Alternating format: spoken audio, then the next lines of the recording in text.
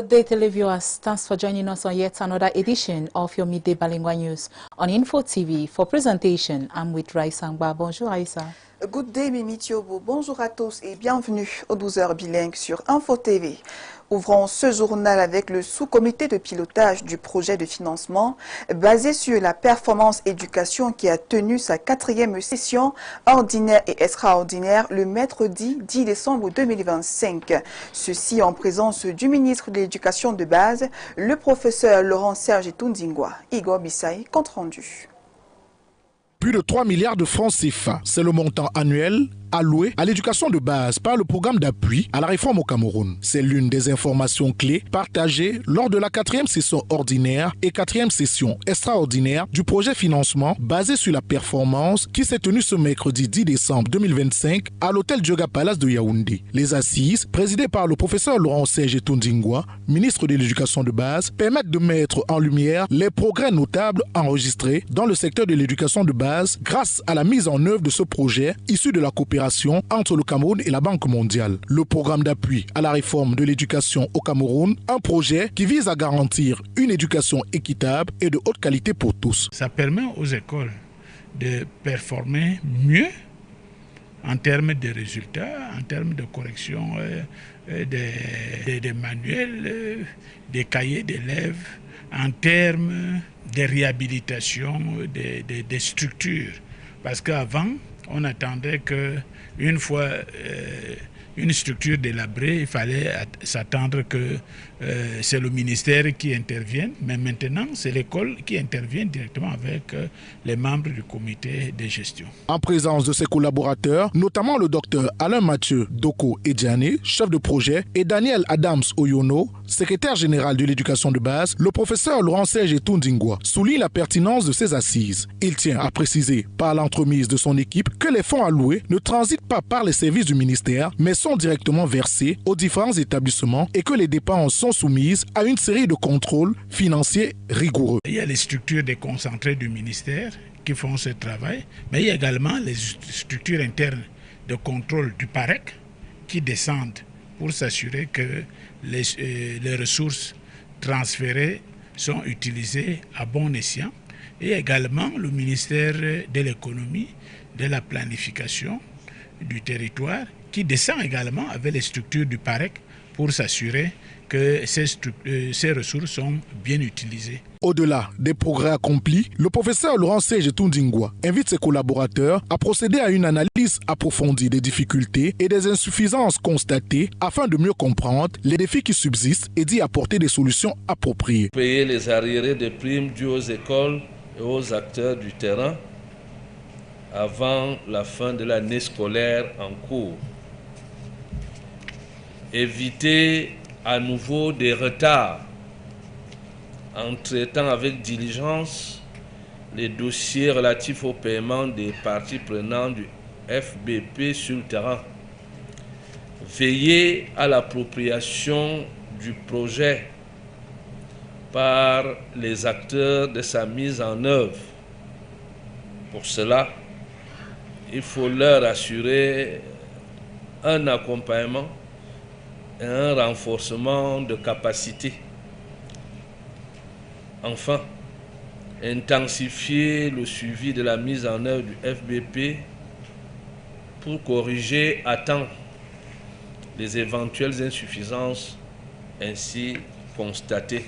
Ces réformes devraient contribuer à aplanir les difficultés rencontrées et permettre au professeur Laurent-Serge Tundingwa d'atteindre les objectifs qui s'est fixés, notamment celui de garantir une éducation équitable et de haute qualité pour tous. Le ministre des Enseignements secondaires a présidé le 10 décembre 2025 la cérémonie de distribution du matériel pour la digitalisation des enseignements au Cameroun. La dite cérémonie s'est tenue au centre d'éducation à distance de Yaoundé en présence des responsables de plusieurs établissements scolaires secondaires. Etienne Bala, compte rendu. L'enseignement secondaire au Cameroun se digitalise. Des tablettes numériques, tableaux numériques, pour marquer un coup d'accélérateur au processus de digitalisation, des enseignements sont distribués aux responsables d'établissements scolaires secondaires des différentes régions du pays. Des cartes scolaires digitalisées pour les élèves et les paiements électroniques de la scolarité sont également une proposition pour la modernisation. La grande annonce et la distribution du matériel sont effectives au cours de cette cérémonie que préside la ministre des Enseignements secondaires, professeur Nalova Lyonga, en la salle des actes du Centre d'éducation à distance de Yaoundé.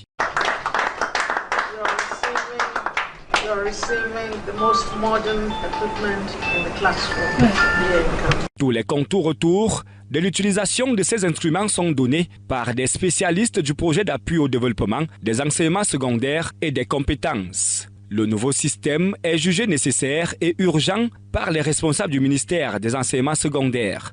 Nous avons eu au total 350 tableaux électroniques.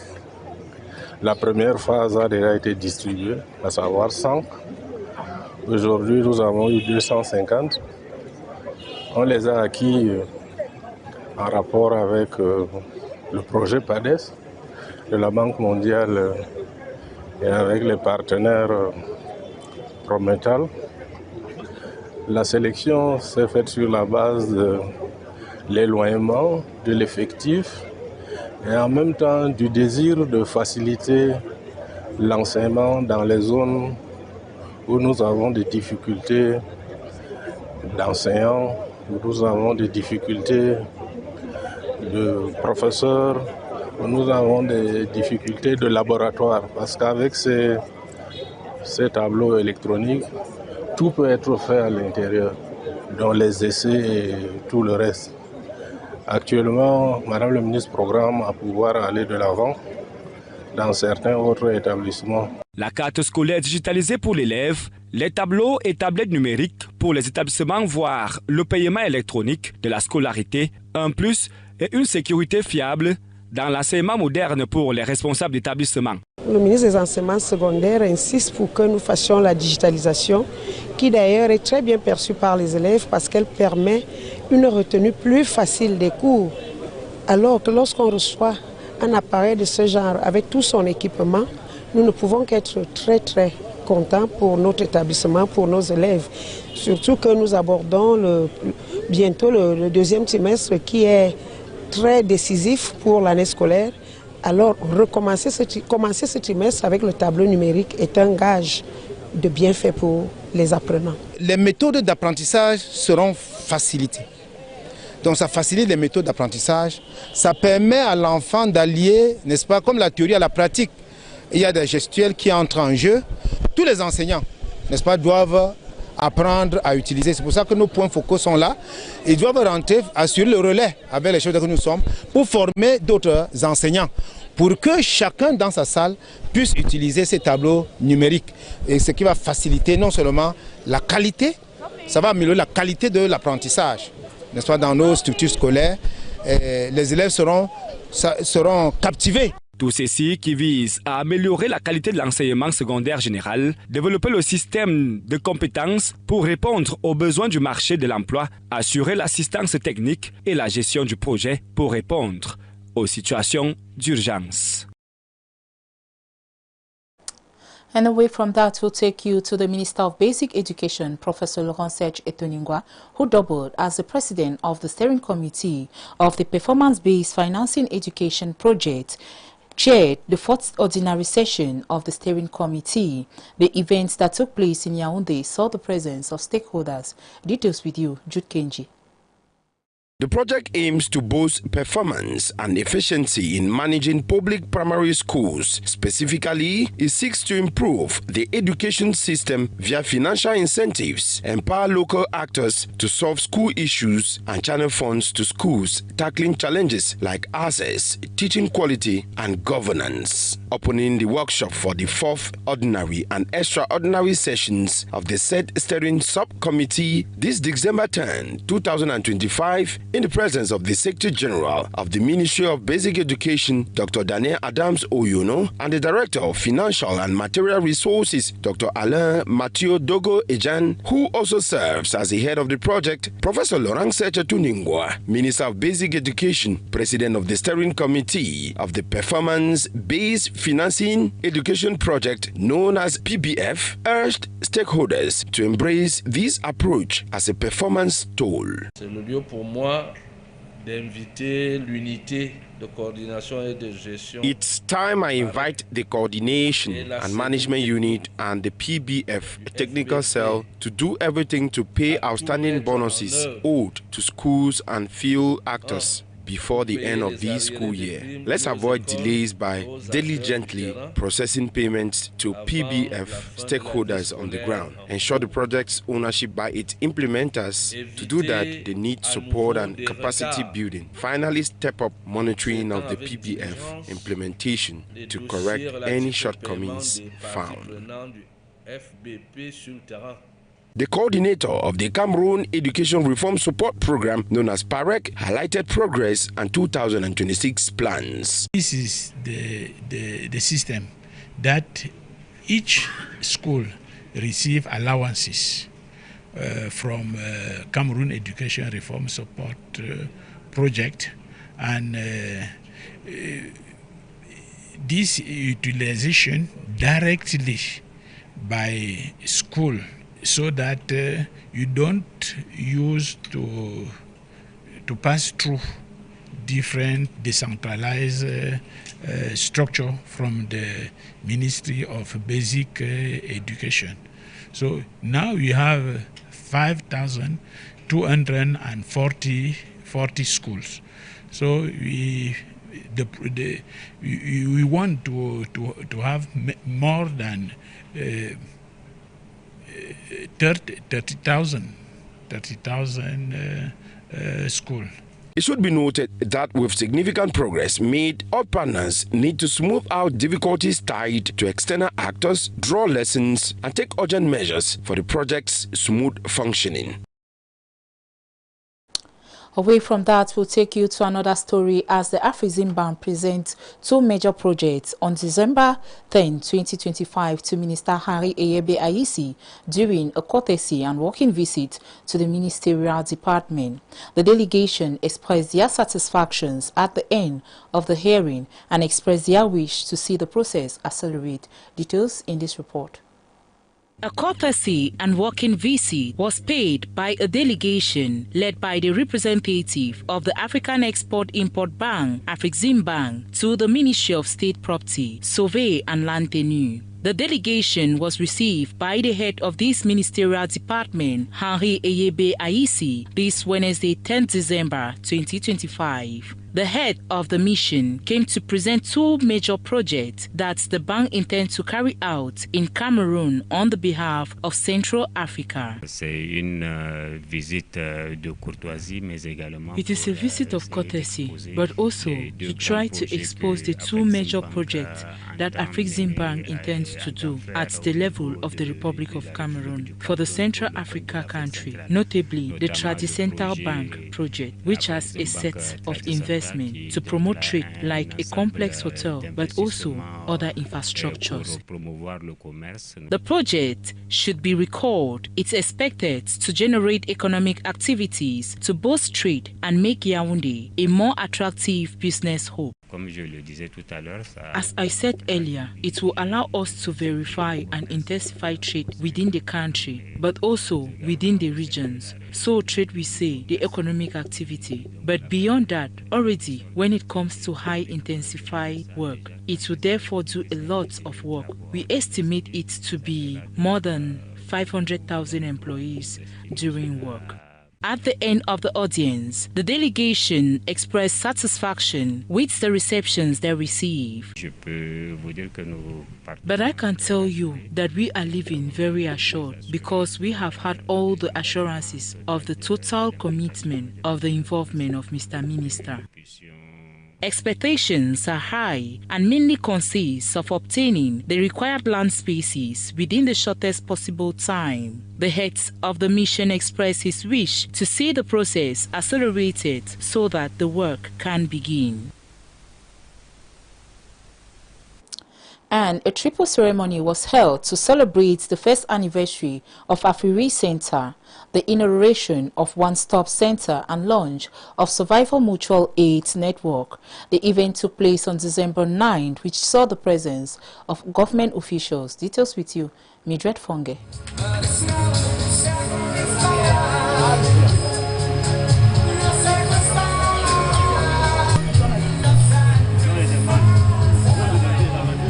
An event celebrating the first anniversary of Akajek Afiri Hope Center on December 9 focused on healing, rebuilding, empowering and saving women and girls victims of gender-based violence as well as war victims. Today is a very great day for us because it marks our first anniversary and also the inauguration of the first one-stop center in Cameroon. We are taking care of women victims of violence, but who have decided to build themselves and to say, no, I won't take it anymore.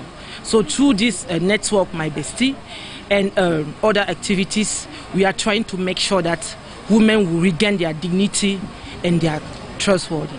On this occasion, the Survivors Support Network named My Bestie was launched. Its patron, Professor Nalova Lyonga, stated that gender-based violence in Africa stems from pre-colonial laws, colonialism and modernization, while praising women for their firm resistance.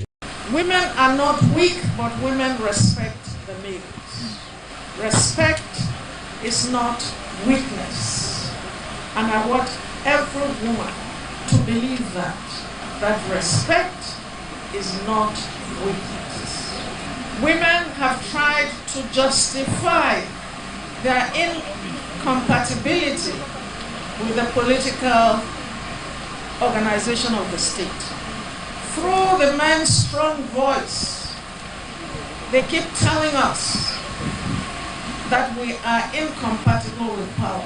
And the women in their own way have continued to resist their exclusion. The Minister of Women's Empowerment and the Family and patron of the ceremony, Professor Marie-Thérèse Abena Ondwa, encouraged the staff of the Afiri Center to move forward in the care of victims. It is worth noting that the level of infrastructure at the Afiri Center demonstrates that its partner, UNFPA, promises to work in collaboration with the Akajek and Afiri NGO.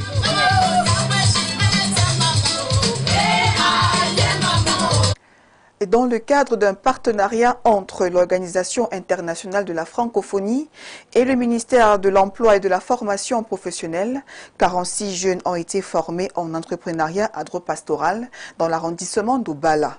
Ils ont reçu des parchemins de fin de formation le 5 décembre 2025. Marie Aligui, reportage. 46 jeunes entrepreneurs agro-pastoraux formés dans le cadre du projet P19 reçoivent leur parchemin de fin de formation ce 9 décembre 2025. La cérémonie a pour cadre le Centre universitaire d'agrotechnologie d'Obala. Ils sont formés en permaculture, transformation et valorisation des végétaux. Félicitations à ces jeunes qui deviennent des pionniers du secteur de l'agriculture durable au Cameroun. Et notre appui avec l'OIF se veut de pérenniser ces actions en soutien, en collaboration avec le ministère de la formation professionnelle, que nous remercions vraiment pour ce partenariat fructueux. La formation s'inscrit dans le cadre du soutien aux initiatives environnementales dans le bassin du Congo, financé par l'OIF en partenariat avec le groupe IAO et le ministère de l'Emploi et de la formation professionnelle. Nous avons le même projet dans d'autres pays de la sous-région. Et de l'expérience que nous avons eu, des résultats qui ont été obtenus, le Cameroun ressort comme étant très bon élève parce que les résultats vont au-delà des attentes de l'OIF et la structure qui accueille la formation met déjà en place un mécanisme pour pérenniser ce projet. Les jeunes formés sont désormais aptes à produire, à transformer et à commercialiser les produits de la terre tout en préservant l'environnement et la biodiversité. Cependant, l'épineux problème du financement des projets reste à résoudre. Malheureusement, on a seulement pu financer 20 et encore 26 autres qui sont là et qui ne sont pas forcément mauvais. Nous prions les pouvoirs publics à peut-être appuyer l'OIF dans cette initiative si possible. Parce que le jeune, quand il sort, il a besoin de se lancer. Et quand il n'y a pas de ressources, ça devient nettement plus difficile. La qualité des produits présentés par les lauréats au cours de la mini-foire exposition encourage le bailleur de fonds à financer la deuxième cuvée. En culture, la forte communauté Topori de Marois célèbre ses us et coutumes. C'est autour du grand tam-tam Lunguma que les fils et filles de cette entité sociologique ont rendu grâce aux ancêtres en cette fin de saison culturelle qui marque également en pays Topori la fin du calendrier lunaire. Fabien Payanfou, reportage. Un rythme, un instrument de musique, un pas de danse pour magnifier la culture et la tradition d'une communauté. Les Tupuri de la ville de Marois ont célébré le week-end dernier le Feokage, symbole d'une identité réaffirmée, la fête du coq telle que célébrée ici est l'émancipation d'une unité entre les fils et filles Tupuri qui chaque année élèvent à l'emploi des ancêtres des chants et prières. Le Feokage est une fête annuelle pour le peuple Tupuri. C'est une fête qui symbolise la fin de l'année lunaire. Et c'est une fête organisée en mémoire de nos aïeux, en mémoire de nos ancêtres, pour leur dire que merci, vous nous avez conduits au courant de l'année. Et voilà, nous vous remercions pour votre soutien, pour votre protection. L'édition 2025 de la fête du coq que supervise le professeur Dawe Amadou en sa qualité de président du comité d'organisation était le lieu d'appeler les siens à plus d'unité, de solidarité autour de la tradition et de la culture Tupuri. La célébration de cette année est, je vais dire simplement, est sous le signe de l'unité. Les années antérieures, c'est chaque quartier qui manifestait sa fête du coq. Cette année, c'est l'unité. Nous voulons être unis, nous voulons parler la même langue, nous voulons être dans le même parti politique, le parti Tupuri. Hommes, femmes et enfants au pas du Gourna, fiers de leur identité culturelle, se livrent à cœur ouvert à une véritable démonstration du savoir-faire et du savoir-être Tupuri. Un événement qui a fait le plein du stade d'Omayo dans la commune de 1er arrondissement de Marois.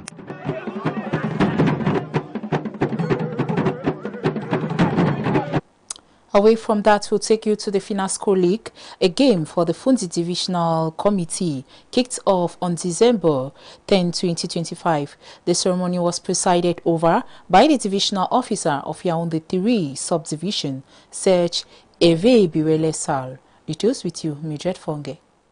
It is in this light that the Finasco League A game for the Fundi Division was launched.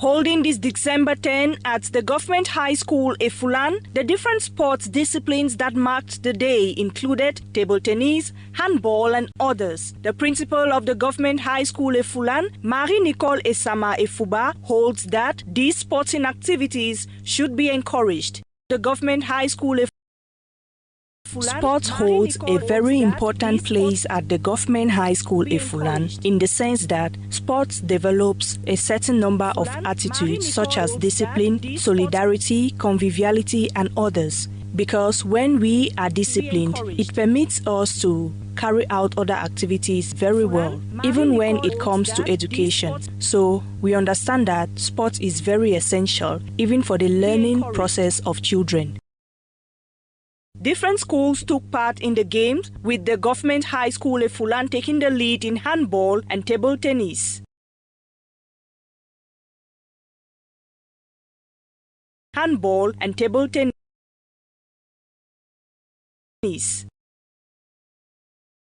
While presiding over the ceremony, the divisional officer of the Yaoundé 3 subdivision, Serge Hervé Biwolesal, highlighted the importance of these activities in the preparation for the game proper. In his speech, the president of the FENASCO League A game, André Fouda, disclosed the need for learners to flourish in the games. Making sure our learners flourish in this game is important, especially in the regional level. We think that these activities, which we are launching today, will enable them get well prepared for the days ahead, even at the national level.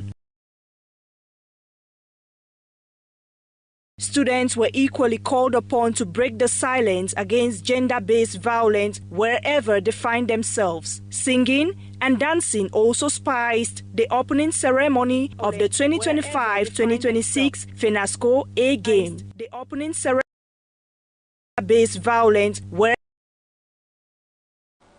Et voilà qui met un terme à ce journal. Merci de nous avoir suivis. Bonne suite des programmes sur Info TV. Good day, Mimi Thiobo.